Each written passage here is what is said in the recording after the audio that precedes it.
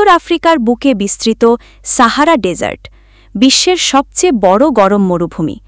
হাজার বছর ধরে মানুষ এ মরুভূমিকে বলত the land of no return, কারণ উষ্ণতা, বালুঝড়, পানির অভাব আর দিগ্ভ্রান্ত হয়ে মৃত্যুর ঝুঁকি সব মিলিয়ে সাহারাকে কেউই সহজে চ্যালেঞ্জ করত না। কিন্তু ইতিহাসের পাতায় স্থান পেলেন কিছু সাহসী মানুষ, যারা মরুভূমির বুক চিরে আবিষ্কার করলেন এক কিংবদন্তি শহর টিম্বাকটু। মধ্যযুগে ইউরোপে টিম্বাকটুর নাম ছিল রহস্য। সবাই শুনত শহরটি নাকি স্বর্ণে ভরা, সেখানে বিদ্যা ও বইয়ের অশেষ ভাণ্ডার, কিন্তু কেউই নিশ্চিত ছিল না। মানচিত্রে ছিল শুধু একটি গোল চিহ্ন আর লেখা আননোন প্লেস।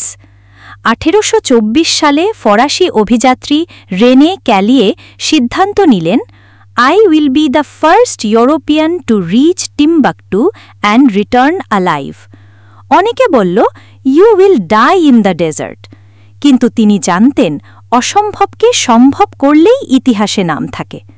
তিনি আফ্রিকান বেদুইনদের মতো পোশাক, খাবার আর আচরণ শিখে নিলেন, যাতে কেউ তাকে ইউরোপীয় বলে ধরতে না পারে। এরপর উটে চেপে শুরু হল তার যাত্রা। দিনের তাপমাত্রা উঠত 50 ডিগ্রি সেলসিয়াস, রাতে নেমে যেত 8 ডিগ্রি সেলসিয়াস। বালুর ঝড়ে নাক মুখ ঢেকে রাখতে হতো। সামনে শুধু বালি, গাছ নেই, পানি নেই, কোনো পথ নেই, শুধু অন্তহীন মরুভূমি। This desert wants to kill us. Kai উত্তর দিলেন, the desert tests us, but it cannot stop us. সপ্তাহের পর সপ্তাহ চলার পর মরুভূমির দূরে কালো দাগ দেখা গেল।